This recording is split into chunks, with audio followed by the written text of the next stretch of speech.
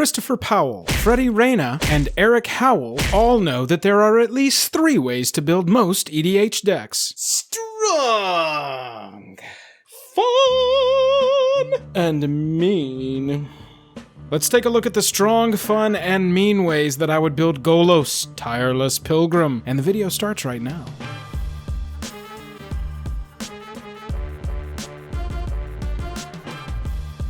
Special thanks to our Patreon supporters who power our channel. Check out our Patreon for monthly giveaways, exclusive content, and even a starring role in our fan fight series. Link in the description below. Hello and welcome to the day. Thank you for spending your time with us. Welcome back to another episode of Jake and Joel Are Magic. I am Joel. We're going to talk about Golos, Tireless Pilgrim in EDH and 3 ways that I would build him. But first, if you like the video by the end of it, hit that like button, hit that subscribe button, and let me know in the comments which commander you want me to build 3 ways, and you might be featured in an upcoming video. Let's jump over to our commander. We have Golos, Tireless Pilgrim. Golos has been this shadow over multiple formats for a while. We had him in Standard, got him in Historic, and it's always at the top of the list for EDH playability and popularity. Golos Tireless Pilgrim is a 5-color general, 5 colorless, for a 3/5 legendary scout that reads, when Golos enters the battlefield, you may search your library for a land card, put that land onto the battlefield tap. So when Golos enters the battlefield, you're going and you're searching for your Field of the Dead so you can make a zombie army, or you're going and searching for your Maze's End so that you can combine that with your gates and, I don't know, win the game. Or you're going and looking for your Dark Depths so you can create a big indestructible boy. Golos has a second ability, 2 and 1 of each mana color for exile the top 3 cards of your library. You may play them this turn without paying their mana costs. We could get some really huge spells cheated in for free. Let's talk about the strong, fun, and mean ways that I would build Golos, with the strong being a foundation for any good Golos deck, and that's lands or ramp or big mana. The fun way that I would build Golos is Eldrazi Captain. Let's use that second ability and cheat some big stompy boys and girls onto the battlefield. And then the mean way that I would build Golos is Super Friends with a Stax sub-theme. Let's look at the strong way. Any good mana strategy is going to start with cards like this. Corsair Crucifix, famous, very popular EDH card. Play with the top card of your library revealed. If it's a land, you may play the top card of your library, and whenever a land enters the battlefield under your control, sure, gain a life. You want cards like this, Oracle of Moldiah, things like that. Get that effect so that you can just be pumping lands onto the battlefield. Dryad of Elysian Grove is a 3-cost enchantment creature. You may play an additional land on each of your turns, so we've got an explore ability built onto a creature, and lands you control are every basic land type in addition to their other types, so we get to that second ability with all 5 colors even easier. Here's another way to get there. Chromatic Lantern, 3-cost artifact. Again, very famous, very played artifact in EDH. Lands you control have tap, add 1 mana of any color, and itself can tap to add 1 mana of any color. We're not going to have to worry about hitting all 5 colors of mana if everything is tapping for all 5 colors of mana.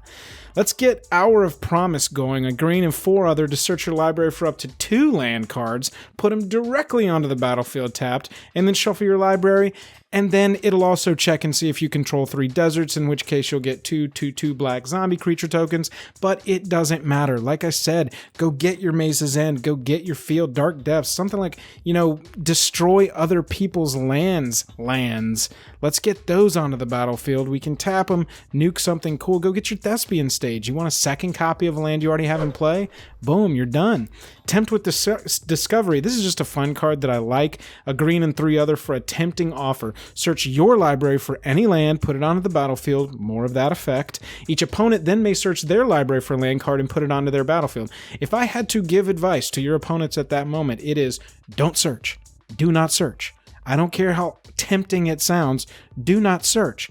Because then for each opponent who searches the library this way, search your library for a land card and put it onto the battlefield, then everybody shuffles. So while 4 mana to go get 1 land onto the battlefield is not that great of a payoff, for each opponent that takes the tempting offer, you get to go up that many lands straight onto the battlefield. Here's a way to backdoor the top land strategy of getting a lot of lands onto the battlefield, and that's cards like Soul Herder or Conjurer's Closet.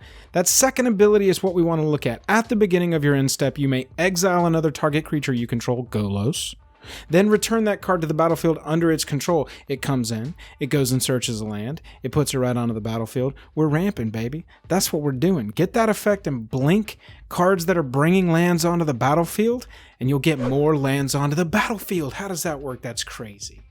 Gigantha the Wellspring. This is a new card from Ikoria.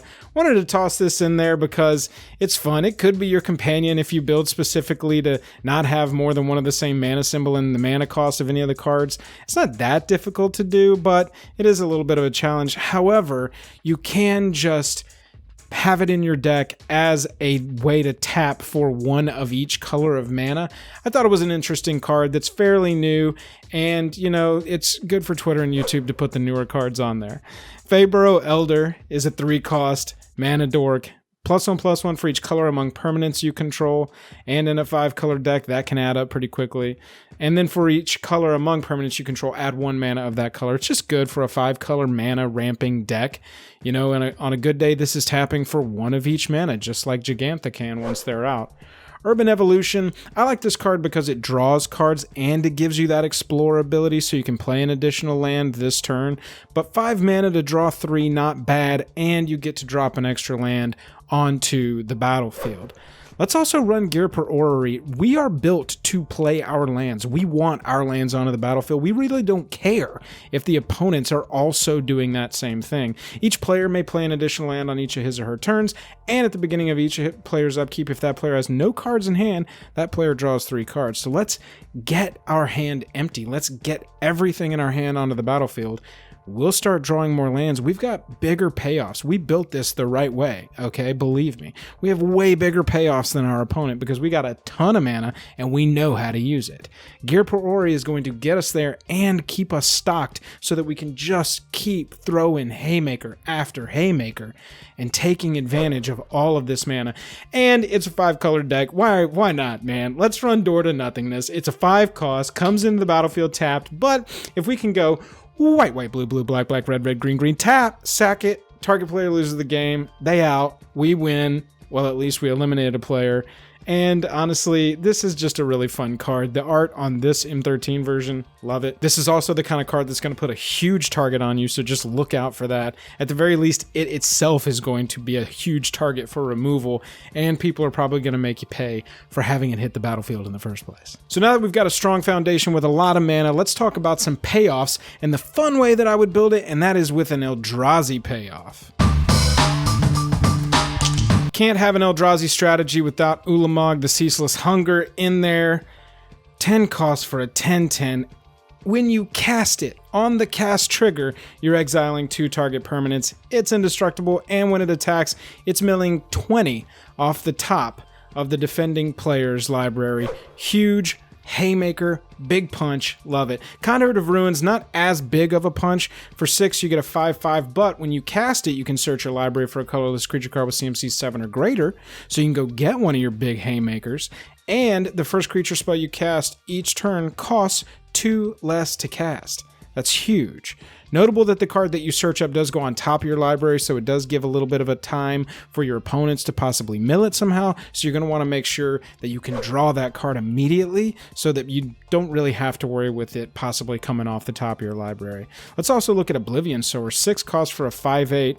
When you cast it, another cast trigger, target opponent exiles the top 4 of their library. You can put any number of land cards that player owns from exile onto the battlefield. We're combining 2 strategies here. We've got our big mana ramp built into an Eldrazi here. This is an awesome card for this deck. I'm a big fan. So big, in fact, that for some reason I put it twice. We had to look at Oblivion Sower twice. Sire of Stagnation is a 6-cost 5/7. It is devoid, so it doesn't have any color, doesn't count towards anything like that. But it says whenever a land enters the battlefield under an opponent's control, that player exiles the top 2 cards of his or her library, and you draw 2 cards. That's what we want right there. This is a little bit of a Sphinx, a little bit of a consecrated Sphinx thing going on here. Obviously it's not as ridiculous, but we can play this so that whenever a land is hitting our opponent's battlefields, we get to draw 2 cards. Everything else we don't really care about. We just want cards in our hand. All is Dust is the removal for a deck like this, so I thought I needed to include it. Sacrifice, huge. Gets around all the indestructible stuff. Each player sacrifices all colored permanents he or she controls. So if we're going real hard on the colorless thing, this is absolutely an inclusion, and this is probably an inclusion you want anyway. If you've even got like 20 to 30% of your stuff that's not lands being colorless, All is Dust is something you want to play. And then look, if we're going colorless, Ugin the Ineffable. Colorless spells you cast cost 2 less to cast. There are lands that do this, but this is it on a Planeswalker. Also, we can start manifesting little 2/2 blockers, and if they ever die, we get extra cards into our hand. Plus, for a -3, which it can do immediately when it comes in, it can destroy a permanent that's a color or more. Also, why not run Big Daddy Ugin as well? Ugin the Spirit Dragon, 8 cost, just recently reprinted. 7 loyalty when it comes in, +2 deals 3 to anything. -X, well, creature or player. -X, it exiles each permanent with CMC X or less. It's 1 or more colors. We can go 7 or less if you just want to nuke Ugin right out of the gate. Destroy everything that's 7 or less. Not destroy, but exile.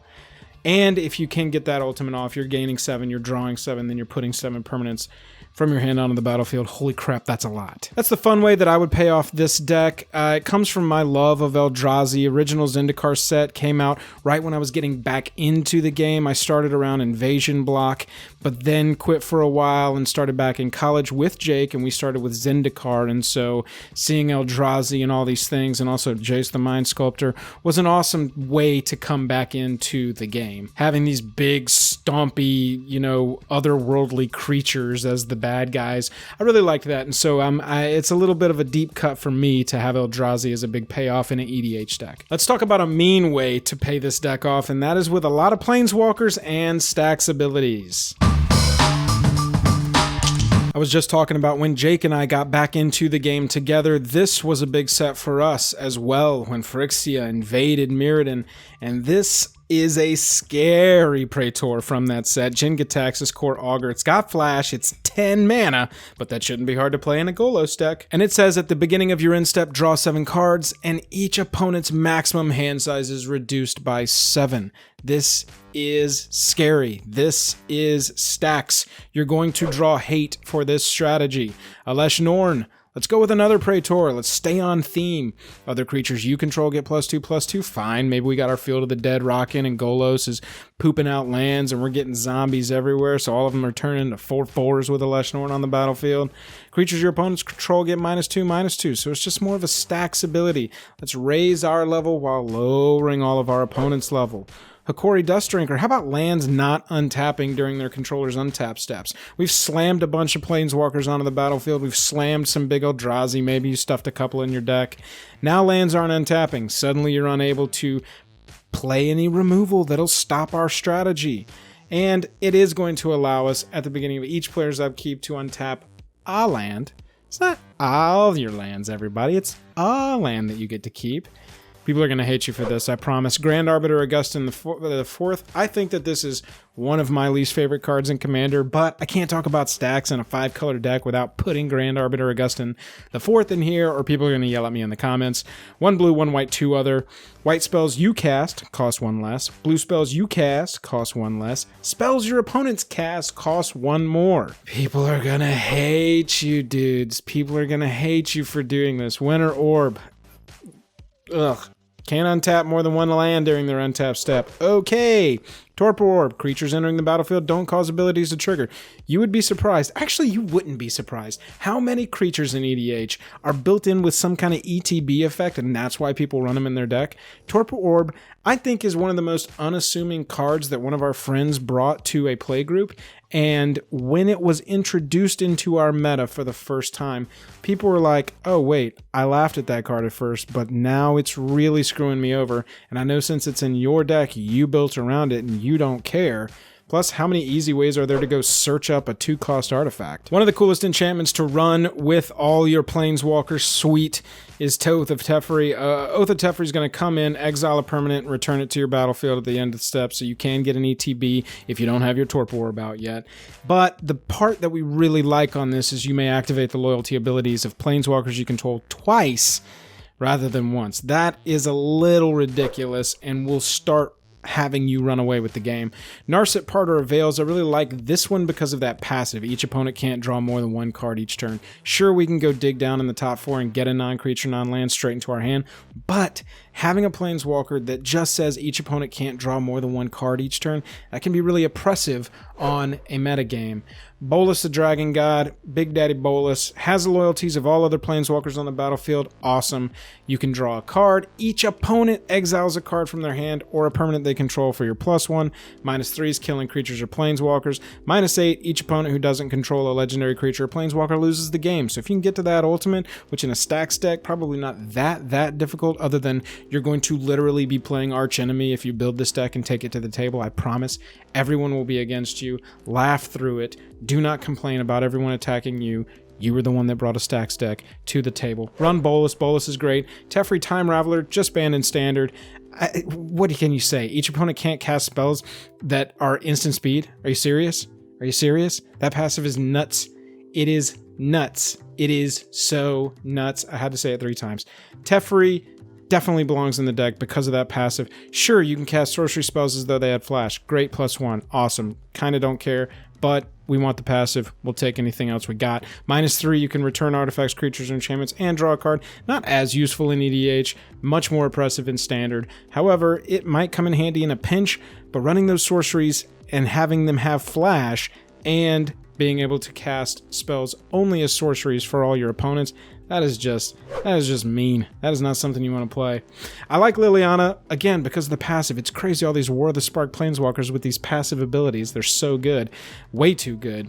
Way too good. Whenever a creature you control dies, draw a card. You can create 2/2 zombies for the +1. Each player, relevant, sacrifices 2 creatures with that -4, and then -9, each opponent chooses a permanent they control of each permanent type, sacrifices the rest. Really don't care too much about that ultimate. You're going to love Liliana just for the passive and the +1, and maybe the -4 if you're not playing against maybe some token strategies.